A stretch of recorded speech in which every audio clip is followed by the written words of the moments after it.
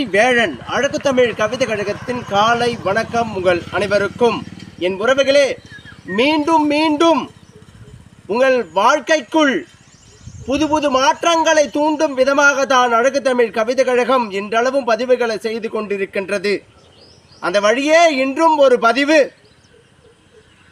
மற்றற்ற மகிழ்ச்சிகளை கொண்டு ஒரு பெருத்த காடு ஒரு நாட்டுக்குள் இருந்து அழகூற தன் வளங்களை பெருக்கிக் கொண்டு மழைவர காரணங்களாகவும் நீர்நிலைகள் உருவாக காரணங்களாகவும் எண்ணற்ற விலங்கினங்கள் வாழ்வதற்கு ஆதாரமாகவும் பிற இடங்களுக்கு அந்த காட்டில் விளையும் பழங்களை உண்டு காடுகளை பரப்பும் பறவைகளாகவும் விலங்கினங்களாகவும் வாழ்ந்து கொண்டிருந்தது. அழகாக மிக மிக மகிழ்ச்சியாக சென்று கொண்டிருந்த அந்த காடின் நிலைமை சற்றே மாறுதலை கண்டது, கிளர்ச்சிகளை கொண்டது. ஆங்காங்கே இருந்த விலங்கினங்கள் பறவைகள் மாற்று திசைக்கு செல்ல ஆரம்பித்தது. எதற்கென்று தெரியுமா? அங்கே தேனீக்களின் கூட்டம் அழகாக காட்டுக்குள் தன் வீட்டை கட்டி வாழ்ந்து கொண்டிருந்தது. இங்கிருந்த விலங்குகளின் சத்தங்களால் சில மதங்கொண்ட விலங்குகளின் நடவடிக்கை சரியில்லாததால்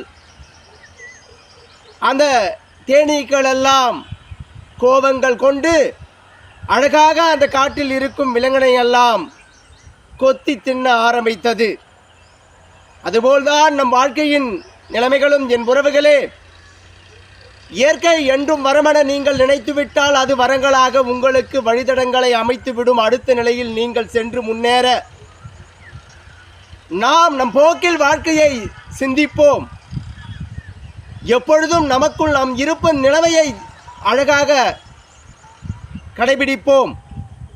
பிறர் வாழ்க்கையில் அவர்களின் நிலைமைகள் என்னவென்று அவர்களே வந்து சொல்லும் வரைக்கும் நம் தடையீடை கொஞ்சம் தடுத்து வைப்போம்.